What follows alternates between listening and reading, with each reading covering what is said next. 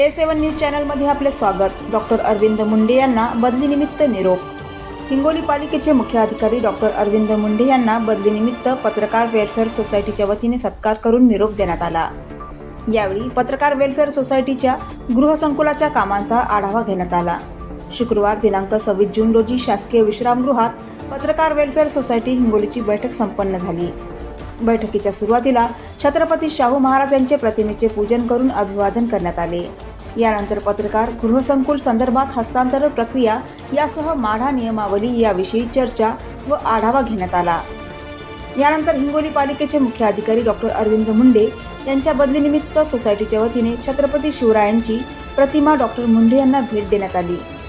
त्यांचा सत्कार करून पुढील वाटचालीसाठी शुभेच्छा देण्यात आल्या। या कार्यक्रमाच्या अध्यक्षस्थानी पत्रकार वेलफेअर सोसायटीचे अध्यक्ष कल्याण देशमुख हे होते। सूत्रसंचालन सोसायटीचे उपाध्यक्ष राकेश भट यांनी तर उपस्थितांचे आभार सोसायटीचे संचालक संदीप पिंटू नागरे यांनी केले।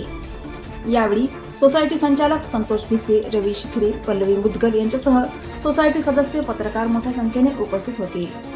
A7 न्यूज चॅनलसाठी अनिस अहमद, हिंगोली।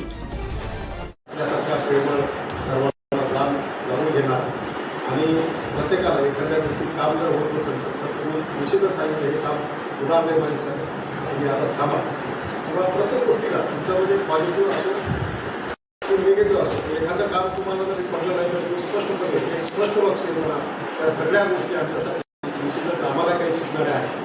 तर मी आज आमचा जो काही पत्रकारांच्या वतीने कारण दरवेळेस सर आम्ही वाकई आपके कार्यकाल में बड़े बड़े विकास कार्य हुए, लेकिन आपके विचार और आपने जिस तरह से लोगों से संबंध बनाना था वो प्रशंसनीय था। मैं मेरे दोस्त पिंटू नागरे जी को चाहूँगा कि वे अपना अरविंद मुंडे साहेबांच्या रूपाने आपल्याला सीओ मिळाले तर सीओ साहेबांचं मी वर्णन आहे पु ल देशपांडे सर। सप्टेंबर 2022ला या ठिकाणी जॉईन झालो। 4 वर्ष या ठिकाणी काम करत असताना असा वेळ निघून गेला इतकंच कळालं। त्याचा जवळपास 3.5 वर्षाचा कालावधी प्रशासन कालावधी यापूर्वी मी तालुक्याच्या ठिकाणी काम केलं होतं। मी पहिल्यांदाच जिल्ह्याच्या ठिकाणी काम करण्याची संधी मिळाली। सुरुवातीला मनावर दडपण असायचं जिल्ह्याच्या ठिकाणी काम करत असताना गुन्हेगारी पद्धती लागते, आवाका मोठा लागतो, आपल्याला जमीन का नाही। परंतु इथं आल्याच्या नंतर मला आपल्या सर्वांचंच एवढं सहकार्य मिळालं। सर्व पत्रकार मित्रांनी मला वेळोवेळी सहकार्य केलं। लोकप्रतिनिधी असतील लोकप्रतिनिधी सहकार्य केलं, कंपनीचे कर्मचारी पदाधिकारी सर्वांचं सहकार्य मिळाल्याने कॉन्फिडन्स वाढत गेला। काम करत असताना हिंगोलीच्या विकासामध्ये आपण एक महत्त्वाची भूमिका बजावू शकतो याचंही मला नेहमी समाधान आहे। माझ्या आता साधारणतः 12 ते 14 वर्षाची सर्व्हिस झालेली आहे, परंतु या ठिकाणी 14 वर्षाच्या कालावधीमध्ये कल्याणराव एवढा माणसांना एवढं जे मीडियानं मला ज्या पद्धतीनं दाखवलं ते कुठेच मला एवढं माणसांना कुठे मिळालं नाही। प्रत्येक अधिकारी चांगले काम करत असतात, परंतु ते चांगलं काम जे आम्ही करतो ते जनतेपर्यंत पोहोचवण्याचं काम तुमच्या माध्यमातून आणि त्यामुळे अधिकाऱ्याला समाधान मिळतं की आपण जे काम करतोय खरंच ते आपल्या सार्थकी लागते। कुठल्याही अधिकाऱ्याला त्या हिंगोली नगरपालिकेत काम करत असताना 4 वर्षात अनेक पुरस्कार मिळाले। माझी वसुंधरा 3, 4, 5 सलग आपल्याला पुरस्कार मिळाला। मुख्यमंत्री शहर सुंदरीकरण स्पर्धेमध्ये पुरस्कार मिळाला। त्यानंतर 100 दिवसांची मुख्यमंत्र्यांची एक आस्थापनाविषयक स्पर्धा होती, त्याच्यामध्ये आपण डिव्हिजनमध्ये दुसरे जातो। असे अनेक पुरस्कार मिळाले।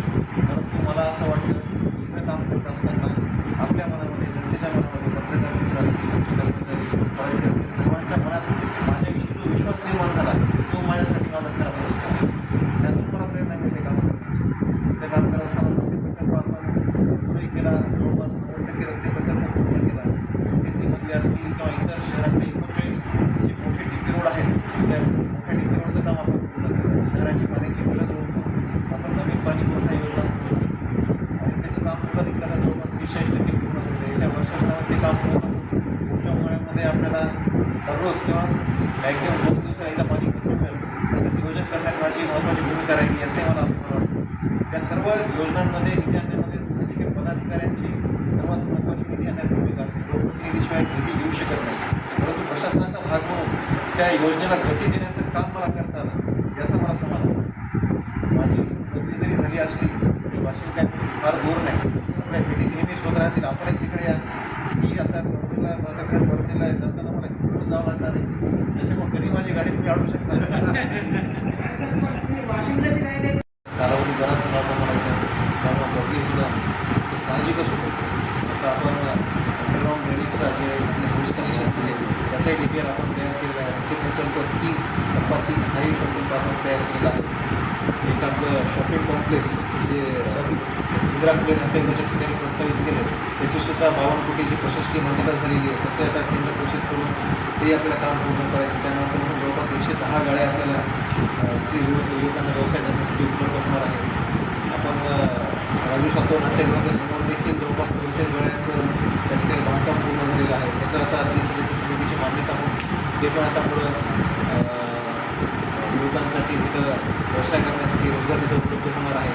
अशा आणखी बरेच कामं आहेत. येणारे CEO आता येणाऱ्या आपल्या आताची बॉडी आहे आपली ते सर्व हे कामं निश्चितच पूर्ण करणार आहे.